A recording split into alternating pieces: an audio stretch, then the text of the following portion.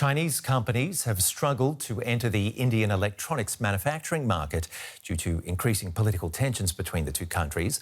Now Delhi appears to be warming up to the idea, and it's setting boundaries.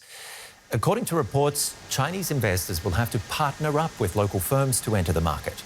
The deals will clear on the condition that the Indian parties retain a majority stake. The government is now trying to identify 50 to 60 Indian companies to enter such agreements, not just with Chinese counterparts, but also with companies from South Korea, Taiwan and Vietnam.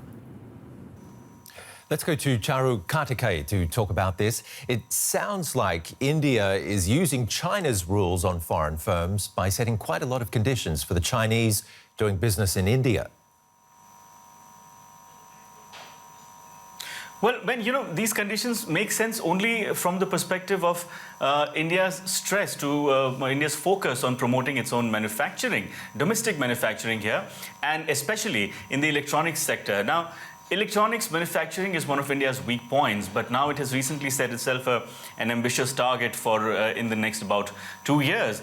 But then India's relationship with China, as everyone knows, has been deteriorating in the last 2 years after the India-China border standoff.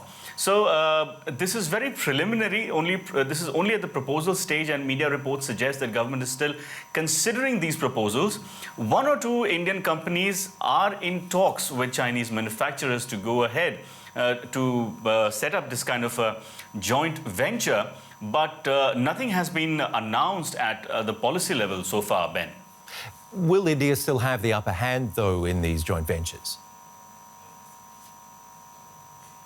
Well, that's what is proposed. The entry of Chinese firms or Korean firms or Taiwanese firms in the Indian electronics manufacturing sector will only be allowed if they have a joint venture with an Indian company, and the Indian company must have a majority stake in that joint venture. So definitely the plan is to give an upper hand to Indian companies, and what reports also seem to be suggesting that this is mostly about transfer of high-end technology, which Indian companies lack and which Chinese companies, Taiwanese and Korean companies specialize in.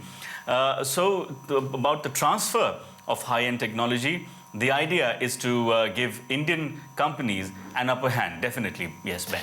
The Chinese aren't the only ones looking to India, though. American companies, Apple, for example, is looking at shifting production from China to India. What about India's growing relationship with China? Could that become a stumbling block or a problem for other foreign investors interested in India? Well, so far India is moving carefully, but then it has been exploring all its options. The Apple manufacturing JV is already in place, and it is reports suggest that it is about to begin in a very short time.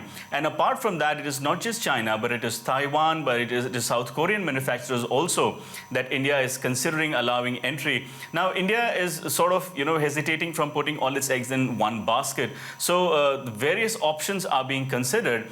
At a policy level, US has been showing some